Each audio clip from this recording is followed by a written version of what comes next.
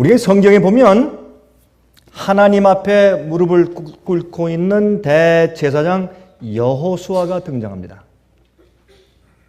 이것은 우리에게 굉장히 의미심장합니다. 그 이유는 이 대제사장이 존재하는 이유는 여러분과 저 때문에 존재하기 때문에 그렇습니다.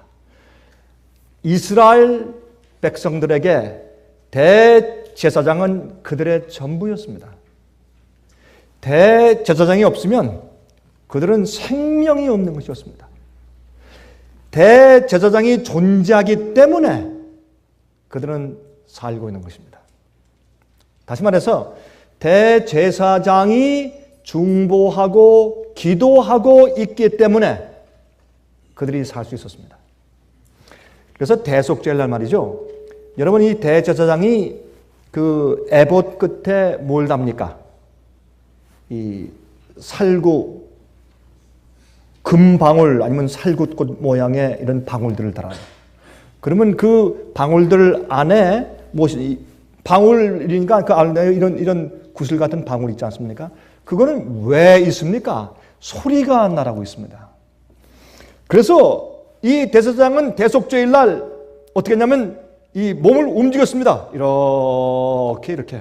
이렇게 계속 하루 종일 기도하면서 몸을 움직였어야 합니다.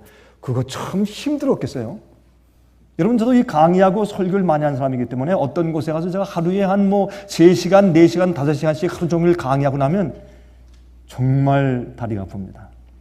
그러니까 강의할 땐 정신이 없죠. 정열을 다해서 온 마음을 다해서 하니까 정신이 없이 어떤 땐 정말 아침부터 저녁까지 그렇게 설교하고 강의하면 제가 지금 서 있는지 앉아 있는지 살아 있는지 잠자는지 모릅니다. 그저 마음속에 있는 진리에 대한 부담 때문에 온 마음을 다해서 말씀을 쏟아놓고 그 다음에 이제 저녁이 되면 그때 정신이 돌아오면 그 다음부터 다리가 아프기 시작하는데 어떤 때 보면 다리가 부어있고 발이 부어있고 그렇습니다. 제가 그런 경험을 제가 하기 때문에 그 대속죄일 날 대사장이 하루 종일 이렇게 서 있는데 그냥 서 있는 것이 아니라 왔다 갔다 이렇게 소리 나라고 뗄랑 뗄랑 뗄랑 이렇게 소리를 내는 겁니다. 그렇게 하라 그랬습니다. 왜 그런가? 그 소리가 이스라엘 백성들의 소망이었습니다.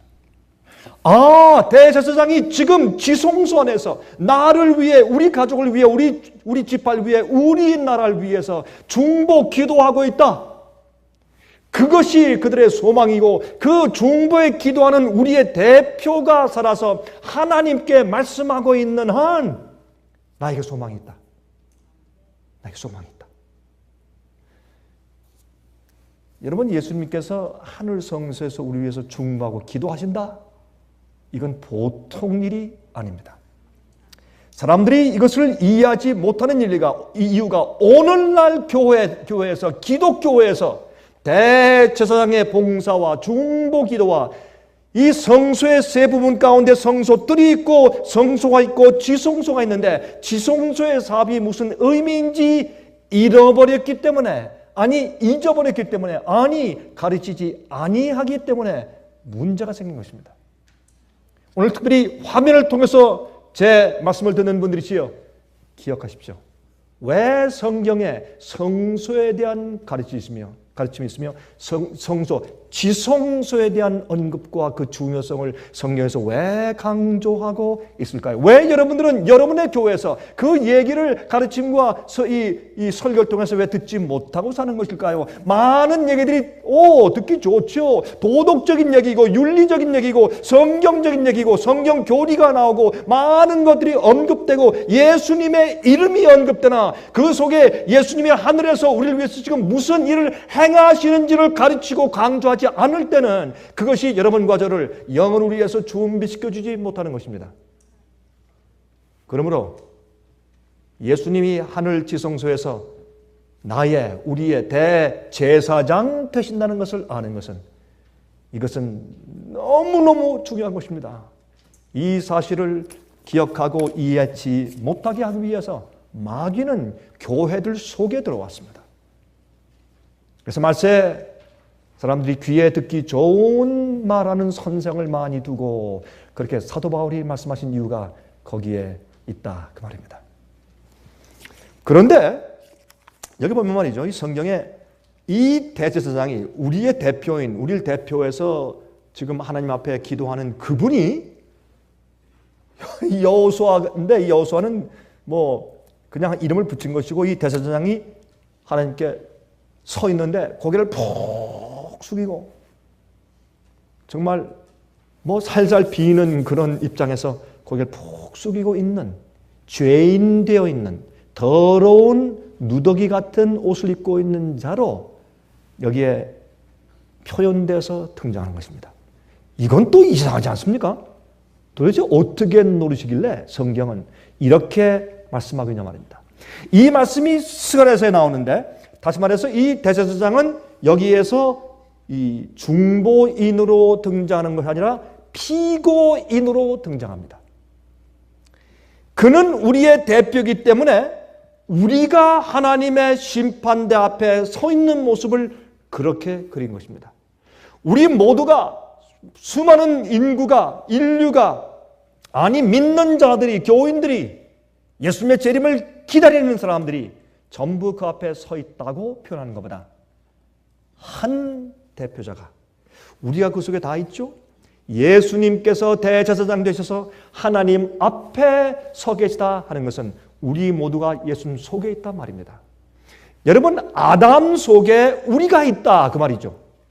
아담이 범죄한 죄의 결과가 우리에게 다 흘러내려왔지 않습니까? 아담이 범죄함으로 내가 자동적으로 죄인 되는 것이 아닙니다. 그건 잘못된 생각입니다. 아담과 해와가 범죄함으로 죄의 결과가 우리에게 흘러왔고, 또한 죄의 경향들이 우리에게 유전적으로 흘러들어온 것입니다.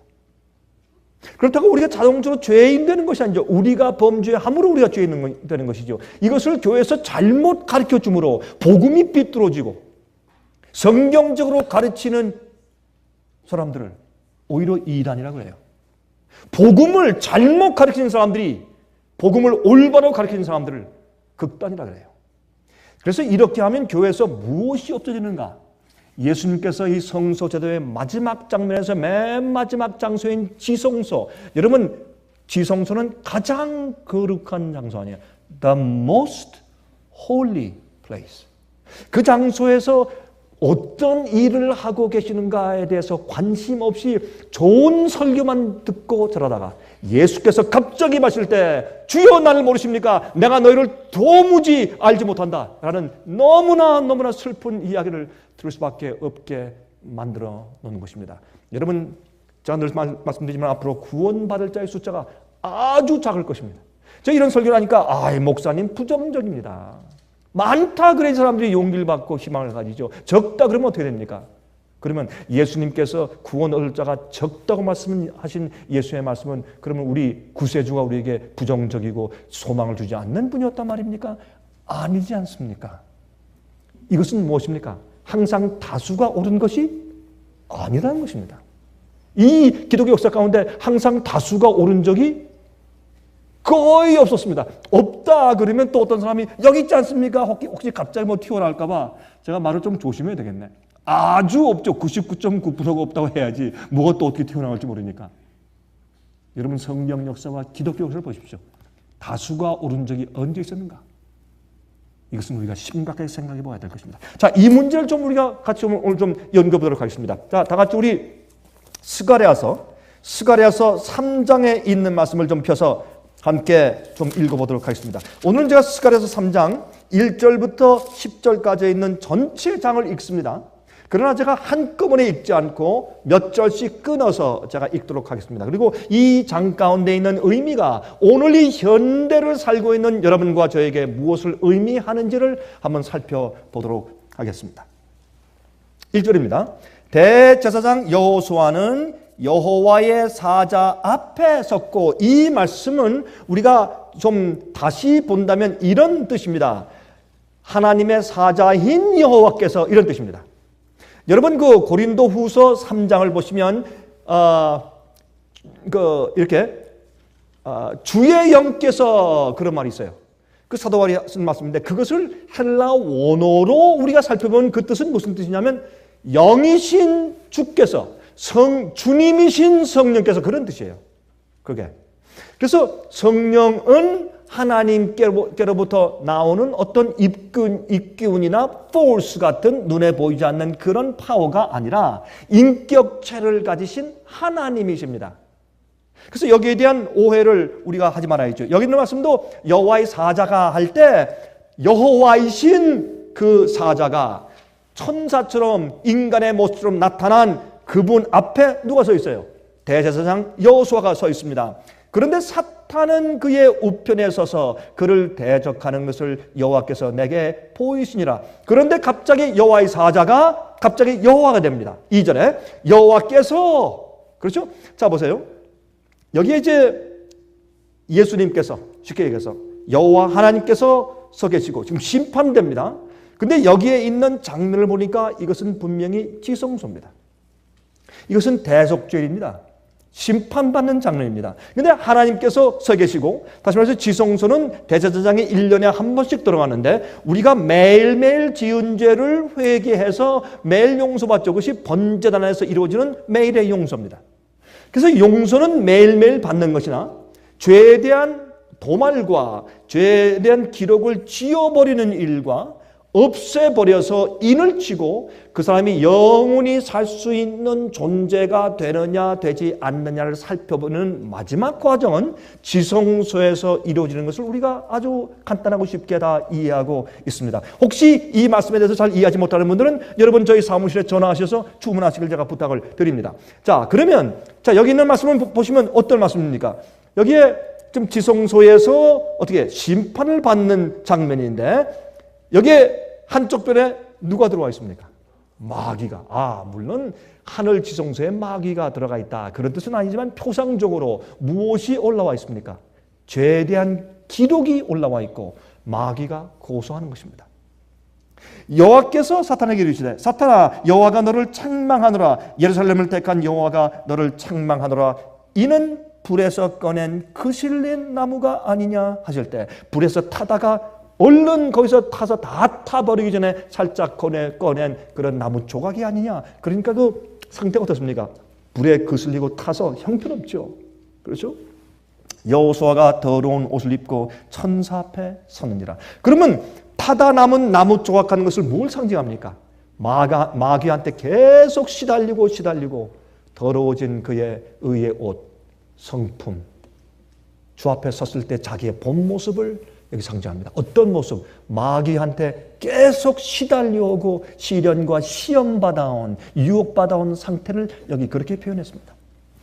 제가요, 한 번은 말이죠, 과거에 제가 어떤 일들을 새까맣게 잊어버렸습니다. 그런 건 새까맣게 새하얗게 잊어버렸다고 하는 게 아마 표현이 더 좋겠죠. 거짓말도 새빨간 거짓말이 있고 또 새하얀 거짓말이잖아요. 새하얀 거짓말은 영어로 white lie. 그런데 새하얀 거짓말은 뭐예요? 정말 거짓말이라고 intentionally 의도적으로 거짓말 하려고 한 것은 아닌데 어떻게 보니까 거짓말이 된 것들을 우리가 새하얀 거짓말이라고 그래요. 근데 진짜 거짓말은 새빨간 거짓말이라고 하는데 우리가 남을 거짓말했다고 할 때 새하얀 거짓말이라고 말하잖아요. 새빨간 거짓말이라고 얘기를 하죠, 우리가.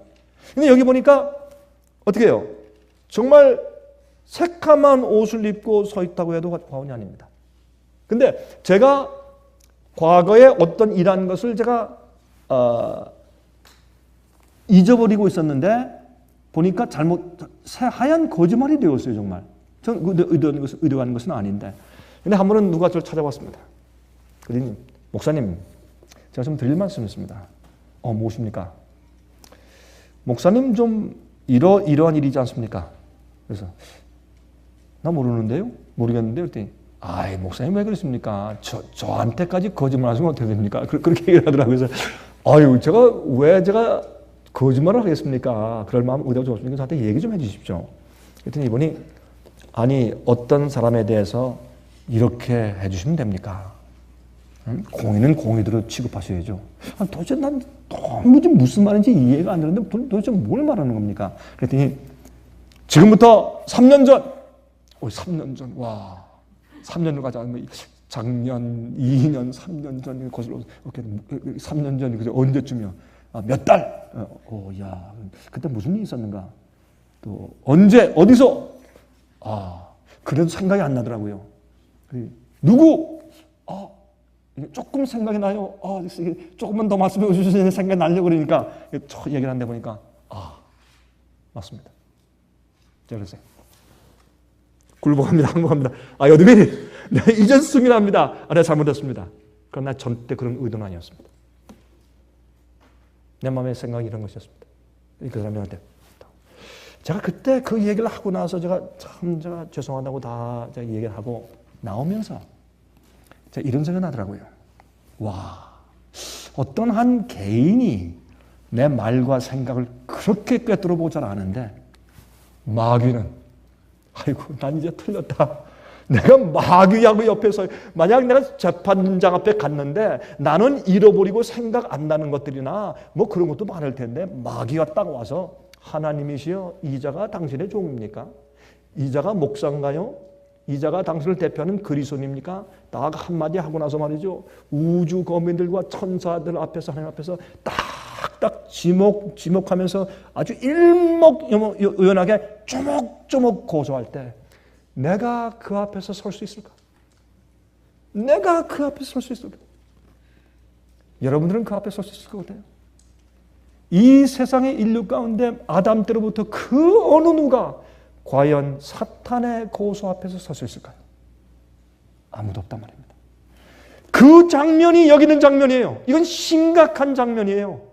그런데 여호수아가 하나님 앞에 조아리고 있는 그 모습은 내가 여러분이 각자가 하나님 여호와 앞에 가서 우리의 중심을 보시고 모든 걸 꿰뚫어 보시는 거룩한 눈 앞에서 특별히 하나도 잊어버리지 아니하고 책에 기록하고 조목조목 고소하는 거짓의 아버지요 고소자인 마귀가 우리의 모든 생애를 기억하고 그가 말하는 것입니다. 여러분 저는 이 법정에 자주 가봅니다.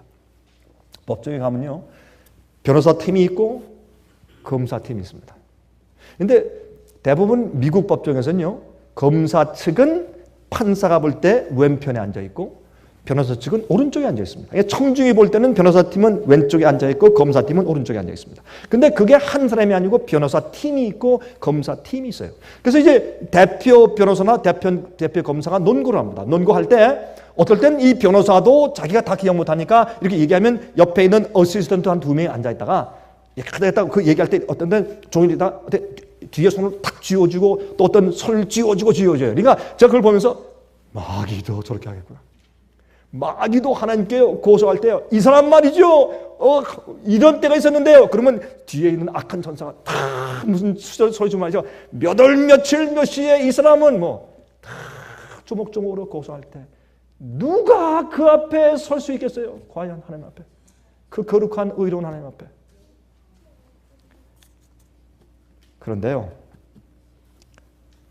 그런데 참 놀라운 것은 여기에요. 하나님께서 마귀를 열한치죠.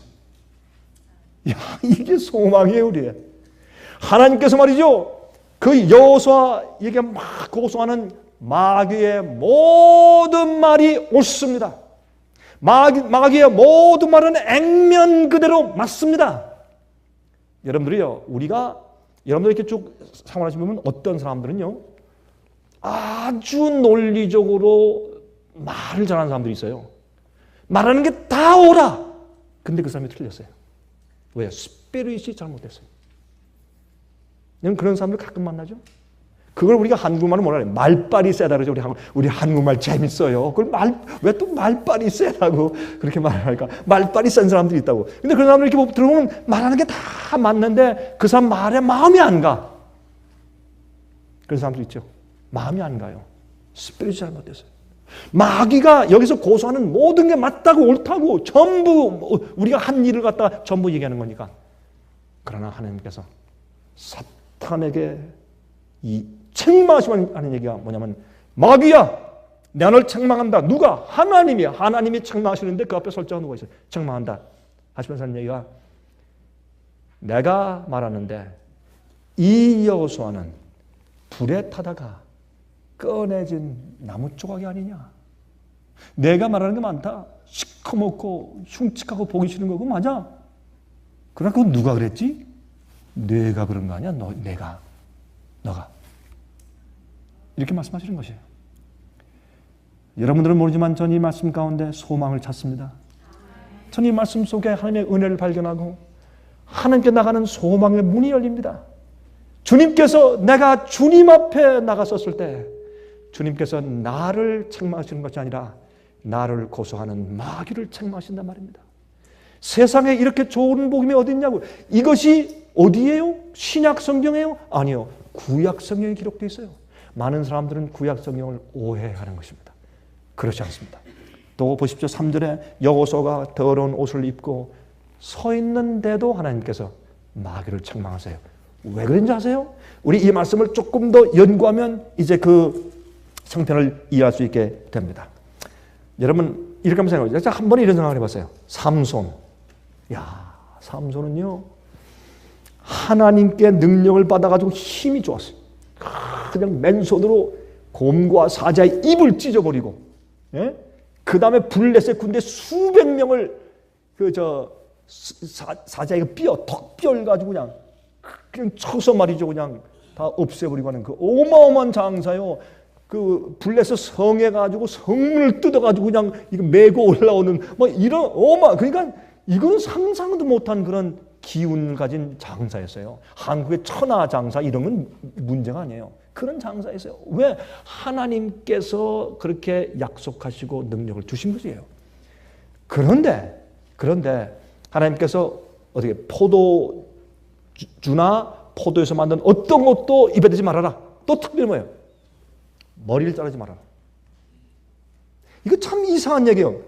삼손에게 왜 머리를 자르지 말라 그랬냐? 그건 이상하지 않습니까? 머리를 자르지 말라. 그건요, 삼손이 머리가 길다고 해서 머리가 긴 머리에서 그런 파워가 나왔습니까? 슈퍼맨처럼? 네? 머리가 길다고 그게 아니고 그것은 하나님의 명령에 순종하는 그의 태도였습니다. 머리를 기르는 것은 머리를 자르지 말라 이거예요. 왜냐하면 우리가 그 당시를 못 봤지만 그 당시에는 머리를 장식하는 것이 유행이었던 모양이에요. 남자들도. 그래서 이 들릴라가 말이죠. 다 와가지고 어디서 그 파워가 나오는지를 몰라가지고 이건가 저건가 아무리 얘기해도 이 삼손이 이렇게 말하고 저렇게 말하고 나중에 칡넝쿨로 뭐 7번 가면 된다 하고 가서 가봤더니 일어나서 다 끊어버리고 하니까 안 되니까 나중에 들릴라가 어떻게 해요? 들릴라가 울죠. 쫙 울면서 여인의 눈물이요 파워풀하도다. 그렇죠. 여인의 눈물은 파워풀하거든. 다 우니까 나중에 할 수 없이 말이죠. 이 삼손이 이제 불어서 얘기해 줍니다. 그러니까 이 헤어컷을 해주는데 머리를 잘라줘요. 아마 삼손이 헤어컷 한다면 멋있을 거예요. 여러분 뭐 미장원이나 이발관 가서 멋있게 자르고 오면 아주 핸섬하잖아요. 수염 깎고 멋있게 탁하게. 특별히 여자분들 말이죠. 어떤 때 보면 말이죠. 이 미장원 갔다 오면 다른 사람 같아요. 다 머리를 탁 올리고 이게 특별히 그 신부들이 말이죠. 신부 화장하고 머리 싹 하고 오면 뭐 딴 사람 같아 보니까 야, 저 신부가 내가 알던 여자 맞느냐 이렇게 되고. 그러니까 삼손이 헤어컷 들릴라가 멋있게 그 당시 유행 그 머리로 헤어컷을 싹 해주니까 딱 일어나서 거울 보니까 기가 막히게 멋있었을 수는 있으나 그에게 뭐가 나갔어요? 하나님의 파워가 나갔단 말이에요. 그러면 이 머리는 뭘 상징하느냐? 삼손이 말이에요. 머리를 이제 깎고 싶은데 세상에 어릴 때부터 삭도를 안 됐으니까 잘하고 어깨, 등 뒤, 엉덩이까지 쫙 머리가 길으니까 여러분 그거 머리 감는 거 생각해 보셨어요? 삼손이 머리 감을 때. 여러분 저는요 중국에서 머리 감는 우리 저기 자매들 봤거든요. 근데요 제가 2월 달에 그 추운 겨울날 밖에 나가서 머리 감는 거 봤어요. 집회를 하는데 머리를 감아요. 물을 데워가지고 그 추운데 눈바라치는 나가서 머리를 감더라고. 그리고 이게 들어와요. 머리를 감으면 뭐 다른 장소가 없으니까 밖에 나가서 뜨뜻한 물 해가지고 머리를 감고 들어오더라고. 내가 그걸 보니까요 머리 긴 한 그 자매가 있었는데 머리가 기니까 이거 비녀 같은 꼬마닥을 다 빼고서 한국 분들은 이제 뭐 유행을 따르니까 그런 사람도 없겠지만 중국에 내가 그걸 봤어요.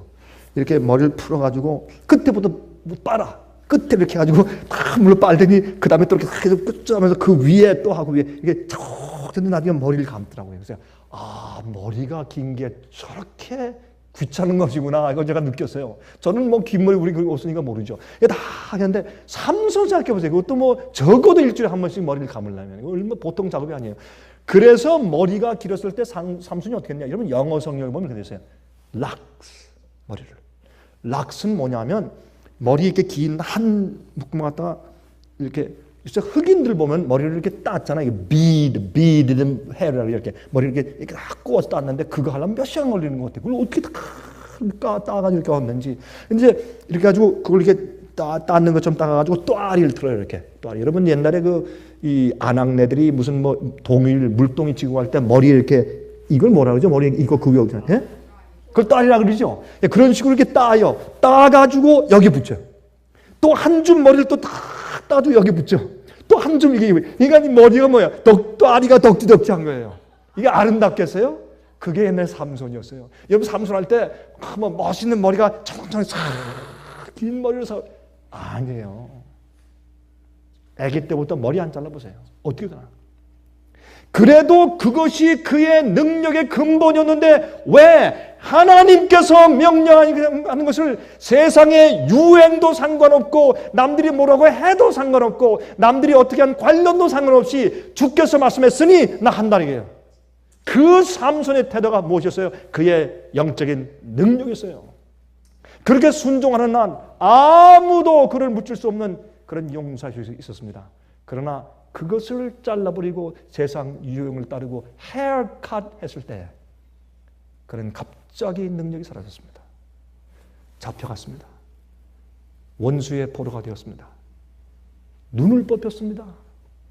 연자 맷돌을 갈고 있는 불쌍한 노예가 되었습니다. 그것이 하나님의 뜻대로 살지 않고 이런 건 귀찮아, 이것은 불편해, 나 이렇게 안 할래 하는 그리스도인이 맨날 빠지는 마귀의 함정이고 그렇게 살다가 된 모습이 무엇인가 하면은 파다가 남은 나무 조각이에요. 불에 탄 나무 조각. 그것이 눈 멀고 연자 맷돌을 갈고 있는 삼손의 모습인데 오늘날 그런 그리스도인들이 얼마나 많으냐 말이에요. 하나님이 아신단 말입니다. 네가 맨날 이 사람 괴롭히고 유혹하고 넘어뜨리고 함정에 빠뜨려서 이제 그래 잘했다 보라 새카맣게 탄 나무 쪽을 맞다. 그런데 왜 하나님께서 사탄을 꾸짖으시고 여호와에게 그 옷을 벗기고 그 다음에 옷을 새 의로운 옷을 입히시고 그에게 보면 나중에 정한관을 씌우시느냐. 이게 복음이고 이것이 지성소 얘기거든요. 근데 이것을 읽으면 사람들이 자 봐라, 죄인들을 주님께서 무조건 예수님이 십자가에 돌아가셨으니까 불쌍히 여기시고 구원하시는 은혜를 봐라, 거기까지만 가죠, 많은 사람들이. 그러나 여기서 무엇을 보지 못하는가? 이 여호수아가 어디 서 있어요? 여호와 앞에 서 있어요. 그가 서 있는 여호와 앞은 어딘가? 지성소요. 그 앞은 어딘가? 시은좌 앞이요. 법궤 위에 시은좌가 있고 mercy seat이에요. 그것은 은혜를 디스펜스하는, 은혜를 베풀어 내보내는 곳이요. 그 셰키나 영광, 하나님의 영광의 광장에 있는 그 앞에 서 있어요. 그것이 무엇인지 아세요? 그 얘기가 이제 곧 읽겠습니다마는 무슨 말이냐? 우리가 때를 따라 돕는 은혜를 얻기 위하여 담대히 어디에 나갈지니라? 은혜의 어디에? 보좌에 나갈지니라. 여러분, 은혜 앞에 나갈지니가 아니에요. 은혜의 보좌 앞에 나갈지니라. Throne of Grace. 은혜를 베풀어주는 보좌 앞에 나갈지니라. 성소를 지을 때 하나님께서 모세에게 말씀하셨습니다. 그것이 출애굽기 25장이에요. 나로 하여금 너희 가운데 거할 수 있는 성소를 나를 위해 좀 지어달라. 그것이 출애굽기 25장 8절이에요. 하나님은 우리 속에 좌정하시길 원하시고 교회에 계시길 원하시고 이스라엘 백성들 안에 거하시길 원하셨거든요. 그래서 내가 너희 속에 거할 성소를 나를 위해서 좀 지어라. 그것이 성소입니다. 그래서 하나님이 그 인간이 지은 성소, 지성소에 그 인간이 지은 그 법궤 위에 영광의 광채로 내려오셔서 그 임재하신 것입니다. 그 앞에 서 있는데 왜 서 있다? 때를 따라 돕는 은혜를 얻기 위해서.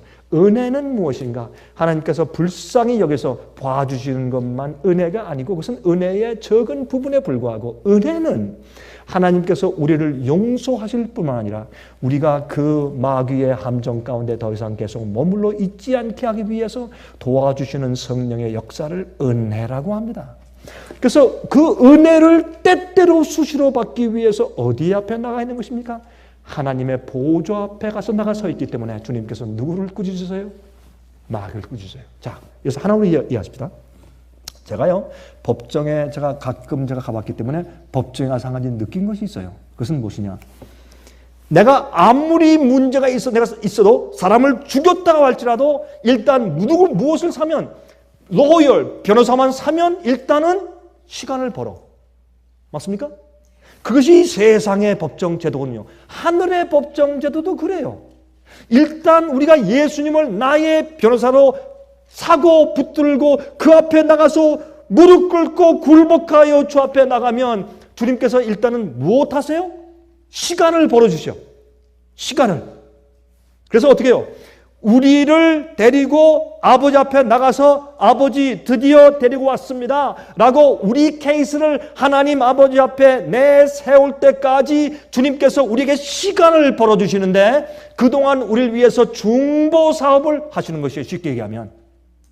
그러므로 우리가 변호사가 있는 한 무슨 짓을 했어도 일단은 시간을 벌어. 그러면 예수님을 변호사로 샀다고 해서 내 케이스가 끝난 것입니까? 내가 무죄가 된 것입니까? 내 죄는 아무리 죄를 져도 용서하시고 이미 없어진 것입니까? 아니란 말이에요.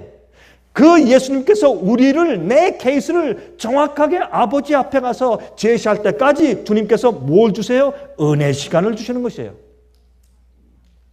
은혜 시간을. 그러면 그 은혜 시간 동안에 무엇을 주님께서 프루브하려고, 무엇을 증거하고 주님께서 내세우시려고 하냐면, 우리는 마귀가 고소하는 그런 것처럼 죄인이 아닙니다. 그랬을지라도 이 자는 영원히 살 자격이 있는 것이 그 이유가 여기에 있습니다 라는 케이스를 하늘 앞에 제시해 주기 위해서 우리에게 이 은혜 시간을 주신 것입니다. 그래서 우리가 어떻게 해요? 때를 따라 돕는 은혜를 얻기 위해서 은혜 보좌 앞에 나갈지니라. 여러분은 모르겠는데 저는 이 말씀은 얼마나 큰 소망인지 모릅니다. 많은 사람들이요, 저는요 의를 강조하는 사람이고, 저는 성품의 완전을 강조하는 사람이고, 우리는 이 땅에서 모든 죄를 승리할 수 있고 승리해야만 한다고 강조하고 설교하는 사람입니다. 저는 욕을 먹는 사람입니다. 저는 비난받는 사람입니다. 저는 성경에 있는 그대로 설교하기 때문에 조금 극단이라고 말 듣는 사람입니다. 좋습니다. 그러나 옛날 노아도 그랬고, 옛날에 엘리야도 그랬으며, 예레미야, 이사야, 에스겔, 예수님, 침례 요한, 사도 바울, 루터, 스윙글리, 존 낙스, 누구도 의를 위해서 똑바로 전하는 사람들은 항상 죽일 사람들로 인정을 받았습니다. 그 사실은 괜찮은데, 우리가 복음을 똑바로 이해하는 것은 하나님께는 자비의 복음이 있고 공의의 복음이 있다는 것입니다. 하나님이 무조건 용서해 주는 기별은 거짓말입니다. 여러분이 특별히 화면 통해서 보시는 분들 많이 계시죠? 여러분들이 잘 기억하세요. 여러분, 예수 믿으면 한번 구원받으면 영원히 구원받았고, 회개했으면 무조건 은혜로 구원받는 것이고 절대로 이 구원을 빼앗을 수 없다고 생각하거나, 아니면 주님이 심판하는 장소에 나가야 된다는 것을 망각해서 구원 얻었기 때문에 염려할 것이 없다고 말하는 것을 듣는 분들은, 그렇게 믿는 사람들은 잘못된 것입니다. 생각이 잘못된 것입니다. 여러분, 우리가 변호사 샀다고, 예수님 안에 있다고 내 케이스가 끝난 것이 아닙니다. 성경은 그래서 마지막 심판할 때 하나님께서 하나님의 교회 안에서 먼저 심판을 시작한다고 말씀했고, 성소 예루살렘 안에 있는 늙은 자로부터 목사들로 제사장들부터 시작해서 심판을 시작한다고 성경은 선포하고 있습니다. 그래서 우리 백성들을 올바로 깨우고 가르쳐 줘야 그들이 회개해서 구원받을 텐데, 그래서 앞으로 예수 믿고 교회 다니면서 멸망 당하는 자들이 수두룩하다고 말해요. 그래서 우리가 소리를 지르는 것입니다. 이 소리를 듣고 깨어난 자들이 많이 있습니다. 이 결과는 하나님께 맡기고 우린 해야 할 일을 해야 되는 것이 그것이 주님께서 우리에게 맡긴 사명이고 파수꾼의 일이기 때문에 그렇습니다. 그런데 이 삼손처럼 세상을 따라가다가 아니면 우리의 영적인 힘의 비결을 알고 우리가 주님께 정말 올인해 살 때 너무 그러지 마. 너무 독불장군이야. 너 혼자 이렇게 왜 사람들이 다 너보고 극단이고 이단이라 그러고 다 이설자라 그러는데 왜 그래? 좀 남들이 다 인정하게 좀 편하게 살아라. 사람들한테 인정받고 교회에서도 인정받고 살지 뭘 너무 그러느냐? 이것이 데릴라입니다. 데릴라. 우리의 영적인 소스를 끊어버리려고 하는 것입니다. 말씀을 있는 그대로 믿고 의의 기별을 그대로 믿고 복음을 제대로 선포하고 여러분 올바로 믿고 순종하고 사는 것입니다. 이거 안 하면요 죽습니다. 이렇게 해서 마귀가 태워서 새까맣게 불에 타 거슬린 나무 조각된 자들이 우리입니다.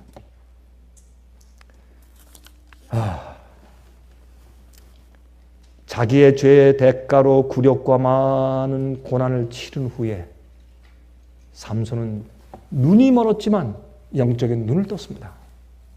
그리고 기도합니다.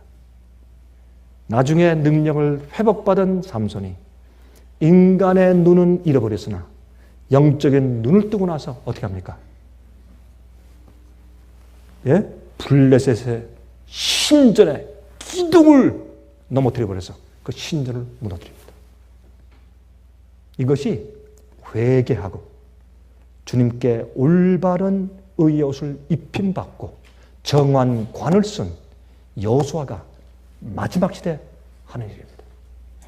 이것이 두 번째 오순절 성령의 역사고 이것이 늦음이 성령의 역사고 이것을 성경은 큰 소리로 외친다 라고 하는 요한계시록 18장에 있는 역사입니다.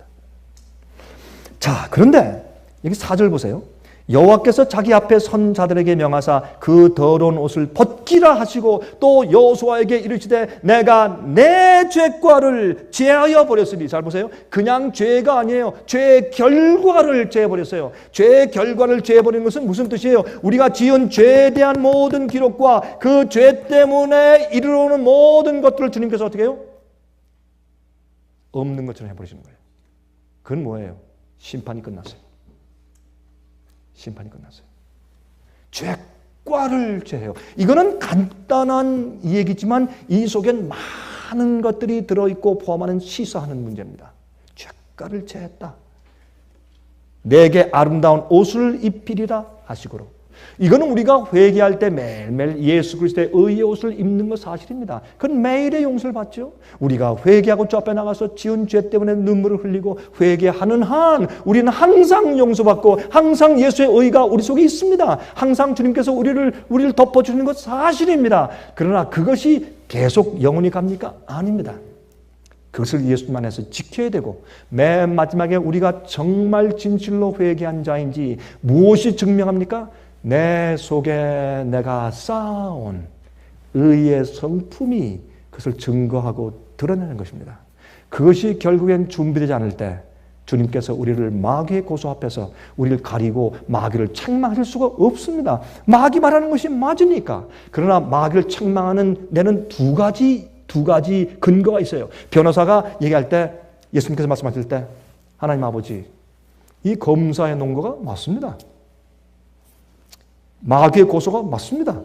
천사들이 이 얘기를 들을 때 좀 난처할 거예요. 천사들이 이게 무슨 말씀이야? 마귀 보고 맞다 그런다니 다 좀 놀랄 거예요. 그러니까 예수님께서 아버지 한번 들으십시오. 이 마귀가 말하는 게 다 맞습니다. 내가 이 사람이 그런 자였던 것을 인정합니다. 그러나 아버지 봅시다. 그리고 뭘 보이십니까? 우리의 회개를 보이십니다. 우리의 변화를 보이십니다. 죄에 잡혀서 살던 생활이 아니라 이젠 용서받은 자로서 의롭게 사는 사람, 계명을 지키는 사람, 예수의 믿음을 가진 자로서 그들이 의롭게 살고 있는 세계를 보여주십니다. 그래서 마귀의 논고가 오를지 모르지만은 하나님은 거짓말하는 분이 아니에요. 하나님께서 이렇게 보고서 그래 우리끼리 이 사람 봐주자. 예수야 나하고 이거 좀 봐주. 예수님 아버지 이 사람이요 날 봐서 한번 봐줍시다. 그럼 알았다. 그래. 마귀야 이렇게 하는 분이 아니에요. 하나님은 온 우주 앞에 펼치는 분이기 때문에 속일 수가 없고 사기칠 수가 없어요. 마귀가 보는 앞에서도 증명이 되어야 돼요. 무엇이 용서받았다. 그걸 어떻게 합니까? 용서받은 대로 살고 있지 않냐 이거예요. 왜 우리가 매일의 용서만 가지고 안 되느냐 하면 죄를 짓고 그러면 기록에 저기 써요. 회개해. 지워. 또 죄 졌어. 또 써. 회개하고 또 하면 또 지워. 그러면 썼다 지웠다 썼다 지웠다 썼다 지웠다 한다고 하십니다. 그러니까 하늘에서는요 이렇게 하면 귀찮으니까 이게 말도 안 되니까 그러면 썼다 지웠다 썼다 지웠다를 갖다가 몇 번이요? 28번? 솔직히 얘기하세요. 2030번? 몇 번 할까요? 그러니까 어떤 사람은 그래요. 1000만 번이요. 그래서 그건 그건 너무 많다. 그건 1000만 번. 어떤 사람은 1000만 번일 수도 있네요. 여러 번 썼다 지웠다 하니까 그게 하나님께서는 그렇게 안 하시고 어떻게 하느냐? 그 사람에게요 그렇게 기록들이 있는데 결국에 가서는 이제 우리가요 그 죄과 때문에 지금 죽지 않는 이유가 왜요? 하늘에 우리 변호사가 있어요. 아직 마귀가 지금 죽입니다 할 때 스탑 가만히 있어. 아직 시간이 안 됐어. 스톱 기다려. 때가 안 됐어. 그게 은혜의 시간이에요. 그게 우리 은혜예요. 그런 다음에 주님께서 맨 마지막에 자 봐라. 이 자가 그런 죄를 짓는 사실이다. 그러나 용서를 받았어. 그 증거는 그럼 용서받았던 증거는 뭔지 아세요? 죄를 안 짓는 게 용서받은 증거예요. 만약 안 그렇다면 보세요. 계명을 또 범하고 용서해 주세요. 용서받았어. 또 범하고 용서해 주세요. 그러면 그 용서가 언제 끝나느냐고요. 그 사람이 계속 계명을 범하는 죄가 계속될 때까지 용서는 있어야 된다면 영원히 존재한단 말이에요. 말이 안 되는 거예요. 이건 논리에도 안 맞고 성경에도 안 맞는 얘기예요. 언젠가는 주의 백성들은 인침받을 때 죄가 끝나야 돼요. 이걸 가지고 사람들이 저보고 극단이래. 제가 극단이면 하나님이 극단이고 예수님이 극단이고 성경책이 극단이요. 그러므로 반드시 용서받은 죄인은 무엇이 되는가? 그 사람이 죽기 전에 제가 요즘에 강연 제목 가운데 하나가 있어요. 죽을 때 소유하고 있어야 되는 성품이란 제목으로 제가 지난번에 LA에서도 진짜 강의했어요. 여러분 그거 들어본 적 있는 분들은 그거 들으세요. 여러분들에게 저 그런 강의를 안 하니까. 하지만은 그 세미나 여러분들이 없었으니까 한번 들어보세요. 특별히 우리 사무실에 주문해서 여러분도 한번 들어보세요. 저 무슨 강의를 했는가? 우리가 죽을 때 가지고 있는 성품을 항상 가지고 살아야 돼요. 그래야 우리 언제 죽을지 모르니까. 그래야 딱 죽어도 그때 어떻게 해요? 그래서요. 정말 진실하고 그렇게 가고 있는데 아직 채 마무리가 안 된 자들이 사고가 팍 났다. 쓰러졌다. 주님께서 그런 사람들은요. 금방 죽고 즉사하게 안 하세요. 몇 시간 며칠 동안 살아있게 하셔서 마지막 마무리 준비를 하고 죽게 하세요. 그게 하나님의 은혜예요. 그러나 결국엔 우리는 용서받은 자는 다시는 그 죄에 대해서 미워하고 다시는 죄를 지을 마음이 없고 주의 계명을 지키는 자로 있어야 돼요. 그게 인침이요. 죄는 승리할 수 있고 예수님이 이 땅에 우리처럼 내려오셔서 사시다가 승리한 것처럼 승리할 수 있고 승리해야 합니다. 그거는 우리의 필수 요구 조건입니다. 영혼을 사는. 또 여러분이 화면 가운데 보는 분한테 그게 뭔가 그러죠. 전화하세요. 그러면 들어보세요. 연구하세요. 그냥 괜히 편견 가지지 말고 여러분 예수님을 십자가에 못 박았을 때 유대인들이 왜 예수님을 죽였는가? 편견 하나 때문에 죽인 거예요. 다른 거 없어요. 예수님이 이렇게 와야 되는데 네가 누구냐? 저건 메시아가 아니다. 죽여라. 그렇게 한 거예요. 교회의 권위가 편견 하나 가지니까 메시아 하나님의 아들이 온 것을 알아보지 못하고 죽여버렸어요. 똑같은 일이 오늘 세상에서 벌어지고 있는 거예요. 사람들이 왜 그걸 모르는지 모르겠어요. 눈이 멀었어요. 하나님을 이해하지 못해요. 진리 이해하지 못해요. 여러분이시여. 자, 그러므로 여기 보니까 옷을 벗기고 정한관을 씌워줘. 그 머리에 정한관을 씌워지고 이건 뭐예요? 인치는 경험이에요. 여러분 대제사장이 이 관이 있는데 제사장의 저 관에다가 그 앞에 청띠를 두르고 그 앞에 뭐라고 써 있어요? 여호와께 성결이라. Holiness unto the Lord. 여호와께 성결 거룩하라. 그것이 누구예요? 우리의 대표요. 예수님이 우리 대표요. 무슨 대표? 인간으로 오셔서 사시면서 우리 같은 시험과 어려움을 경험하면서도 죄를 짓지 않은 분으로서 우리 인류의 대표요. 그러면 예수님이 온전하게 사시고 죄를 다 승리한 그것을 내가 받아들였다고 예수님의 그 승리가 내 것이 되는 것이에요? 천만에요. 변호사가 우리에게 시간을 벌어주는 동안 예스. 그러나 우리가 최후의 하나님 앞에 설 때 누구나 아담 때부터 예수께서 올 때까지 태어난 모든 인간은 한 번은 하나님 여호와 앞에 서야 할 텐데 그 심판대 앞에 어느 누구도 예수님의 생애가 곧 내 생애였지 않습니까? 봐주십시오. 그렇게 그때 가서 말하면 안 돼요. 그것은 성경적으로 옳지 않습니다. 이걸 이해해야 돼요. 지금은 주의 은혜가 주의 의가 우리를 덮어줄 줄 모르나 언젠가 그것은 우리의 앞에 그것이 우리 속에서 어떤 사람을 만들어냈느냐 하는 우리 마음을 가지고 주 앞에 서게 되는 것입니다. 여러분, 그러므로 정한관을 씌워요. 우리를 대표하는 상징된 대제사장 여호수아가 살게 된 이유는 바로 그 경험이에요.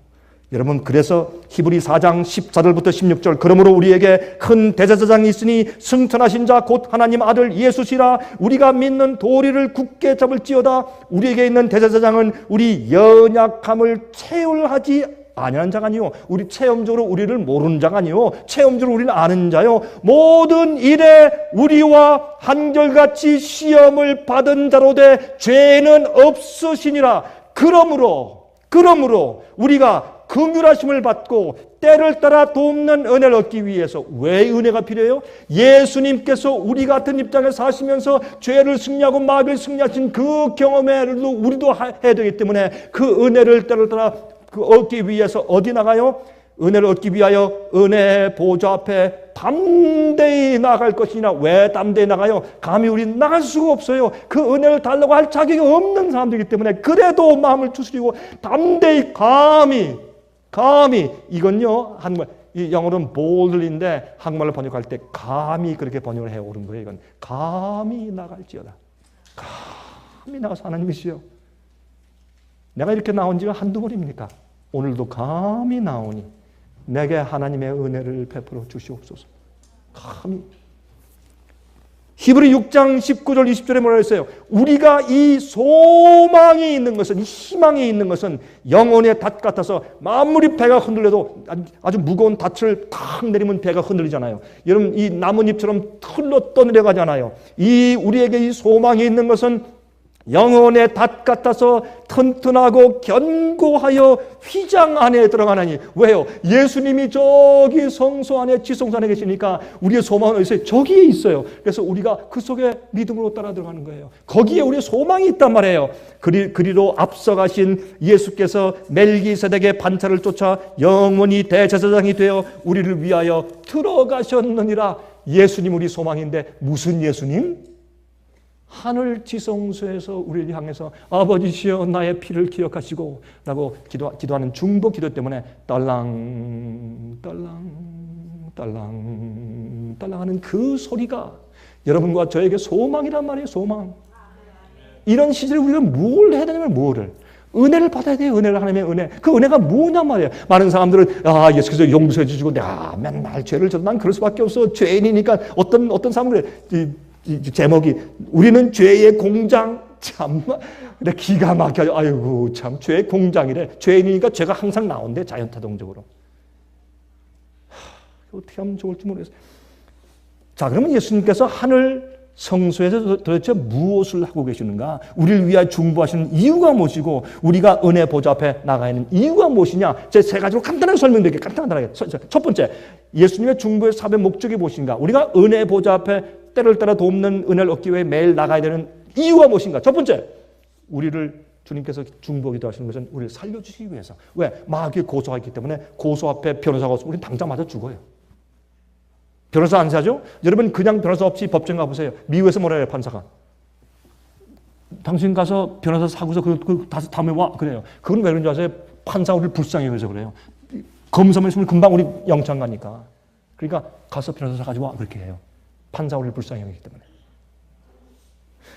변호사를 딱 사잖아요? 시간이 벌어져요. 그럼 변호사가 뭐라는 줄 아세요? 내가 이거 준비하는데요. 한 3개월 필요합니다. 3개월 지나잖아요. 3개월 더 필요합니다. 그래요. 이게 변호사가 하는 거예요. 충분히 케이스가 준비될 때까지. 예수님이 그거 하시는 게 우리에게. 저는 얼마나 감사한지 몰라요. 그것 때문에 하나님께. 안 그래요? 자, 그래서 두 번째, 우리를 살려주시기 위해서 그런 것이요. 두 번째, 우리가 서로 사랑하여서 하나님 나라의 백성 되도록 해주기 위해서. 우리가 서로 사랑하지 않으면 행복하지 못해. 네? 그래서 첫 번째, 우리를 마귀의 고소에서 우리를 살려주기 위해서. 두 번째, 우리가 서로 사랑해서 주님 나라의 백성 되도록 준비시키기 위해서. 그래야 우리가 행복하고 영원히 살 수 있으니까 우리를 준비시키기 위해서. 세 번째, 당신의 백성들이 예수께서 이 세상에 사실 때 사신 생애처럼 살도록 도와주기 위해서. 예수님의 믿음을 가지고 예수님의 은혜를 받기 위해서 마귀를 이기는, 시험을 이기는 그 생애를 살아서 증명해 보이기 위해서. 그래야 하나님께서 그러므로 이 사람은 영원히 하늘에 와야 됩니다. 마귀의 이름을 닫을 수가 있어요.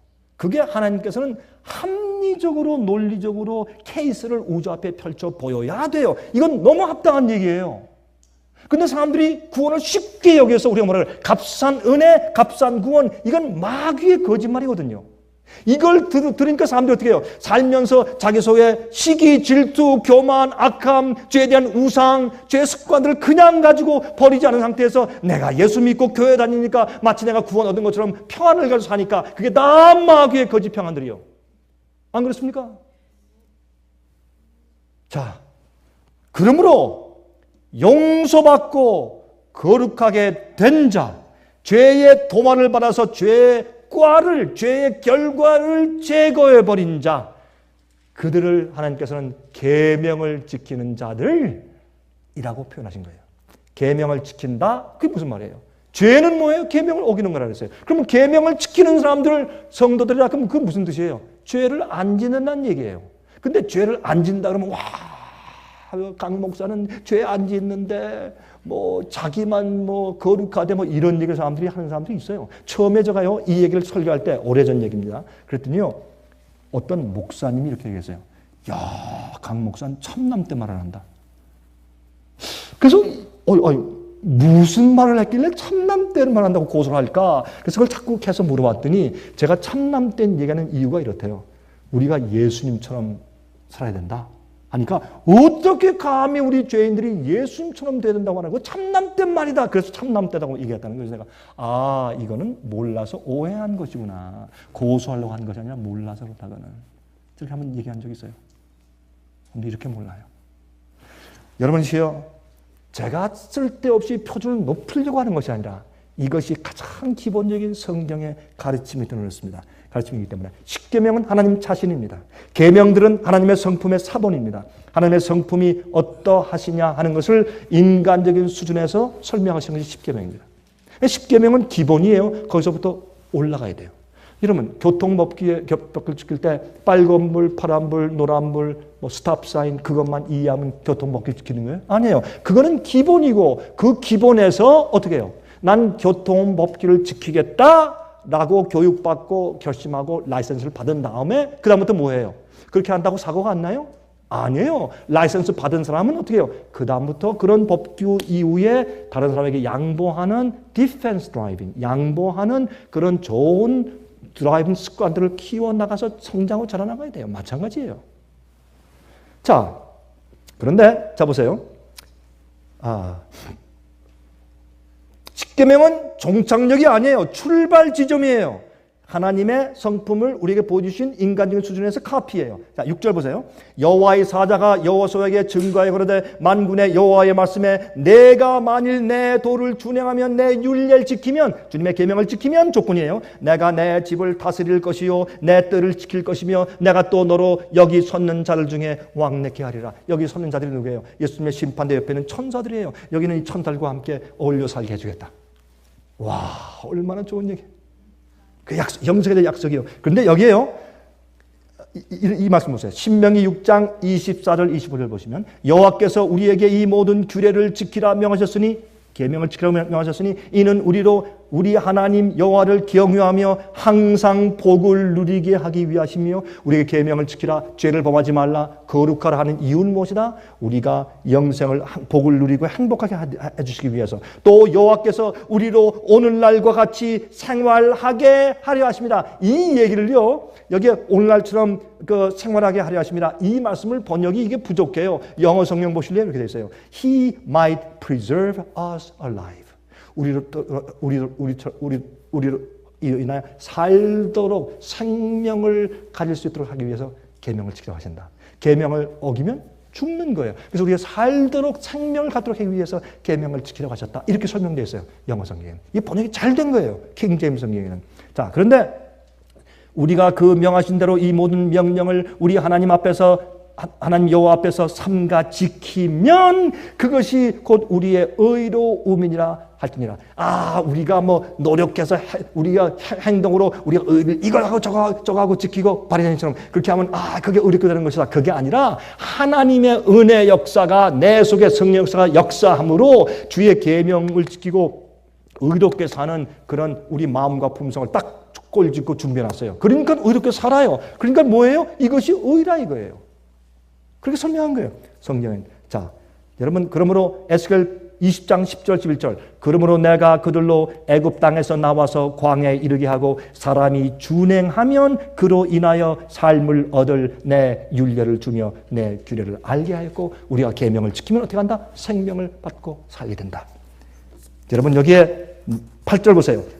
제사장 여호수아야 너와 내 앞에 앉은 내 동료들은 내 말을 들을 것이니라. 이들은 예표의 사람이라 내 종 순을 나게 하리라. 이 종 순은 예수님을 상징해요. 이 구약성경에서 순, 새로운 싹이 나온다. 이것은 예수님이거든요. 나사렛 뜻이 뭐예요? 나사렛은 작은 싹이 조용히 연한 새싹이 올라온다 그런 뜻이에요. 그래서 예수님은 나사렛에 사세요. 나사렛이라는 그 이름이 대표하는 그곳에 작은 순으로 우리의 새로운 생명 새싹으로 올라오신 거예요. 순이에요. 근데 거기에 있는 내 앞에 있는 종들이 누구예요? 이 종들은 마지막 시대 심판 시대에 살고 있는 주의 백성들이에요. 이분들은 이 사람들이 누구예요? 예표의 사람이에요. 상징이에요. 그래서 그들은 마지막 시대 요한계시록 14장에는 14만 4천이 그들이 흠이 없다고 말하면서 그들의 이마에 어린 양의 이름과 아버지의 이름이 기록되어 있다고까지 얘기해요. 인침받은 사람 말하는 것이에요. 그 사람들은 뭘 하네요? 죄를 안 져요. 이게 뭐예요? 예표의 사람이에요. 하나님이 구속하시고 용서하시고 지성소에 데려가서 하나님 앞에 보여주시고 마귀한테 마귀를 꾸짖으면서 가만히 있어라. 네가 이만큼 괴롭혔으면 됐지 또 계속하려느냐? 봐라 이 사람이. 내가 영원히 이 사람을 살게 할 자격이 있나 없나 봐라. 내가 그에게 역사한 복음의 능력이 무엇인지 보지 못하느냐? 마귀가 입을 딱 다물고서 더 이상 고소할 수 없는 예표의 사람들이 있어요. 그 예표의 사람들이 마지막에 살고 있는 심판때 살고 있는 하나님의 참된 교회의 백성들이에요. 우리 어떤 자들이 되어야 될까요? 자, 9절 만군의 여호와가 말하노라 내가 너 여호수아 앞에 세운 돌을 보라 한 돌에 7눈이 있느니라 내가 새길 것을 새기며 이 땅의 죄악을 하루에 제하리라. 죄의 도마를 말하죠. 인침의 사건을 말해요. 만군의 여호와가 말하노라 그날에 너희가 각각 포도나무와 무화과나무 아래로 서로 초대할 것이라. 새하늘과 새 땅으로 이 땅이 변한 다음에 다음 주일엔 우리 집에 오세요. 다음 주일엔 당신 집에 가겠습니다. 서로 왔다 갔다 초대하면서 하루는 모세 집에 갔다가 그 다음 주일엔 엘리야 집에 갔다가 그 다음엔 아담 집에 갔다가 그 다음엔 요셉 집에 갔다가 다니엘 집에 갔다가 바울 집에 갔다가 베드로 집에 갔다가 이러면 영원이 필요한 거예요. 영원 시간이 필요한 거예요. 서로 초대할 것이라. 대속절이 끝날 때 구속받은 자들이. 그래서 고린도후서 6장 2절을 말씀합니다. 가라사대 내가 은혜 베풀 때 너를 듣고 구원의 날에 너를 도왔다 하셨으니 보라 지금은 은혜 받을 만한 때요 보라 지금은 구원의 날이로다. 오늘이라 일컫는 이 날이 구원의 날이요 은혜 받을 때예요. 예수 안에서 용서받고 구원받았다. 내가 어떻게 살더라도 구원은 보장되었다. 예수님의 손을 붙들고 있는 한 보장되었죠. 그러나 우리는 매일매일 예수님 계신 곳인 그 은혜 보좌 앞에 매일 감히 때를 따라 돕는 은혜를 얻기 위해 나가서 예수님께서 내 속에 역사하시는 은혜 경험을 매일 해야 할 것입니다. 그래서 우리가 예표의 사람들이 되어야 합니다. 온 우주가 볼 때 우리가 상징적인 사람들이 되어야 합니다. 예수님이 숭이었기 때문에, 예수님이 세상을 가진 분이었기 때문에 예수님 같은 성품을 가진 예표의 무리가 생기고 교회가 생겨야 합니다. 물어보십니다. 여러분들은 때를 따라도 없는 은혜가 필요하십니까? 여러분 정말 하나님의 은혜 보좌 앞에 나갈 필요성을 느끼십니까? 화면 통해 보시는 분들이시요, 그런 마음에 간절한 필요가 있으시면 복음을 똑바로 이해하십시오. 그리고 아직도 땡그렁 소리내며 기도하시는 주님의 중보에 은혜가 있는 동안 나아가서 죄를 버리십시오. 마음을 굴복하십시오. 우상을 멀리하십시오. 그리고 진리대로 순종하고 굴복하십시오. 하나님의 은혜가 은혜 보좌에서 매일 여러분과 함께 하시기를 간절하게 바랍니다.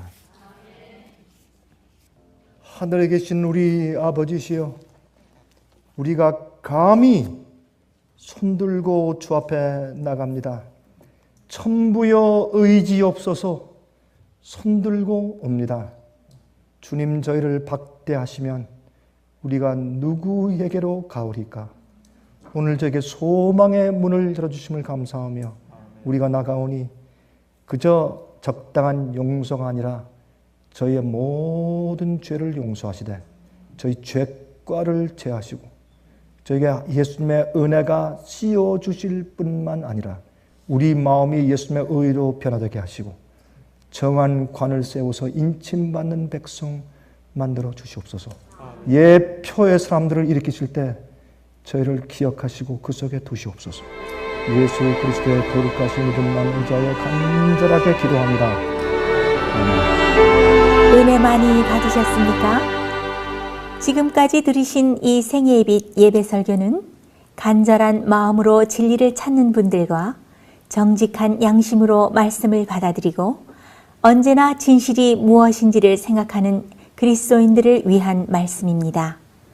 주변 가족들이나 친지들 중에 말씀을 사모하고 순결한 신앙을 갖기 소원하는 분들이 계시면 생애의 빛 예배 설교 DVD를 소개해 주시기 바랍니다. 매주 원하시는 분들의 가정으로 직접 배달되는 생애의 빛 예배 설교는 개인의 신앙 부흥이나 소규모 그룹 예배를 위하여 DVD와 CD로 제작되었습니다.